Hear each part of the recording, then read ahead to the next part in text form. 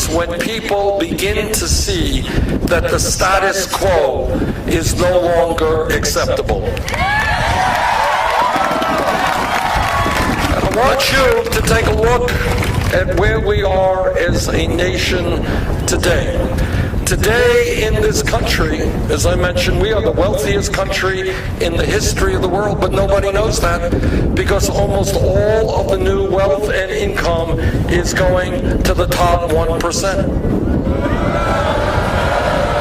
That's the status quo. The status quo is that in America today we got folks in Florida and in Vermont, they're working not one job but two jobs, maybe three jobs. Dad's working, mom's working, the kids are working, and yet 58% of all new income is going to the top 1%. That is the status quo.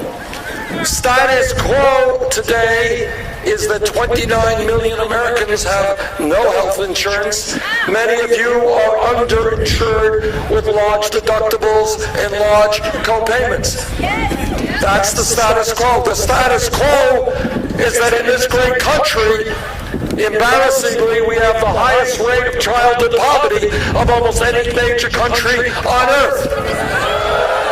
That's the status quo. Status quo is more people in jail than any other country on earth. That's the status quo.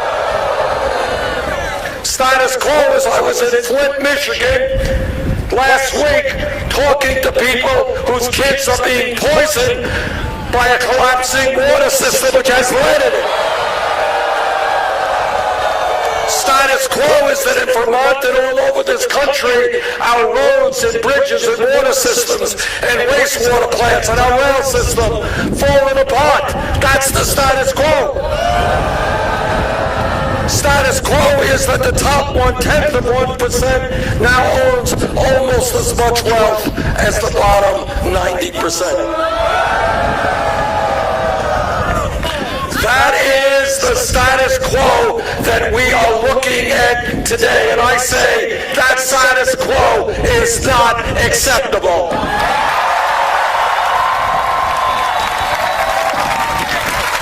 And that we have got to change it. Now let me also tell you about the status quo, which is that the people who own this country do not want you to vote. They do not want you to participate in the political process. But here is the only antidote to what these guys are doing.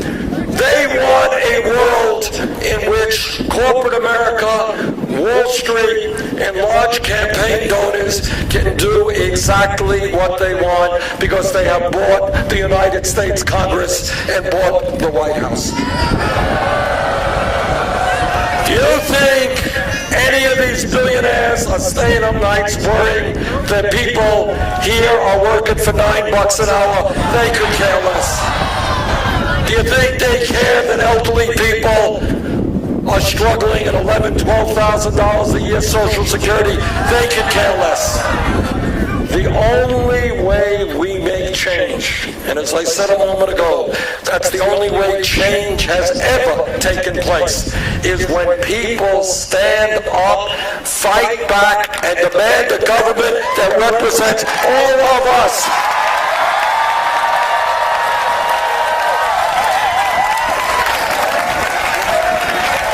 Today in America, the status quo is we have one of the lowest voter turnouts, one of the lowest voter turnout rates of any country on earth. I think together it's time we change that, creating the highest voter turnout of any country on earth. Not only are we going to overturn the Citizens United, we are going to stand up to those cowardly Republican governors who are trying to suppress the vote.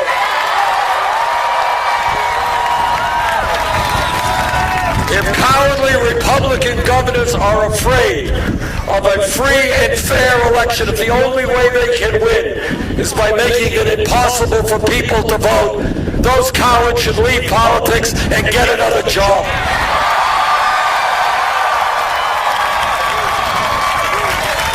Our view, my view, is if you're 18 years of age in this country and a citizen, you have the right to vote. End of discussion.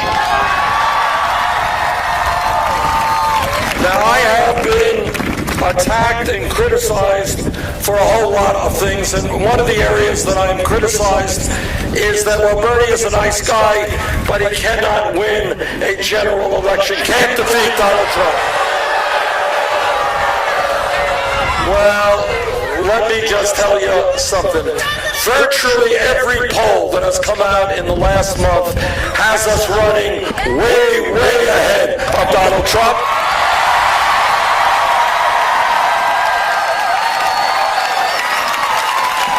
And in fact, almost all of those polls have us doing a lot better against Trump than Secretary Clinton.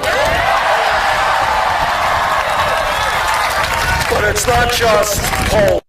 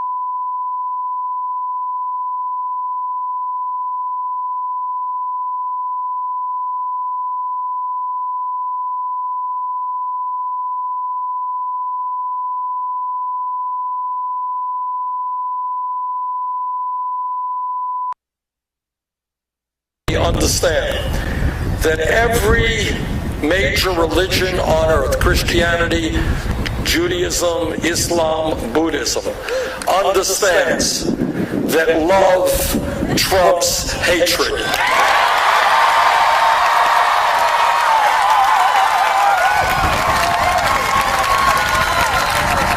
Now, on Tuesday, this coming Tuesday, you have a very important primary here in Florida. Now, about a week ago, we were 20 or 30 points behind in Michigan. And what all of the pundits said and what all of the media said, Bernie Sanders and the political revolution can't win in Michigan. Guess what? We won in Michigan.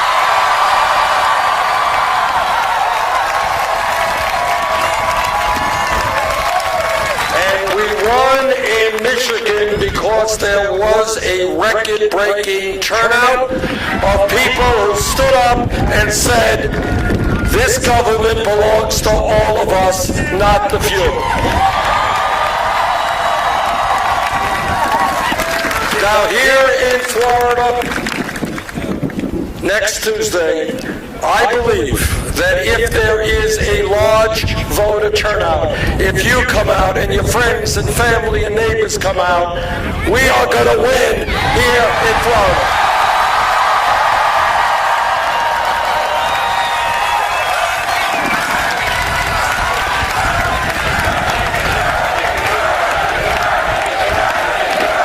So today I am asking you to make certain that Florida becomes a leader in the fight for the political revolution. Please vote.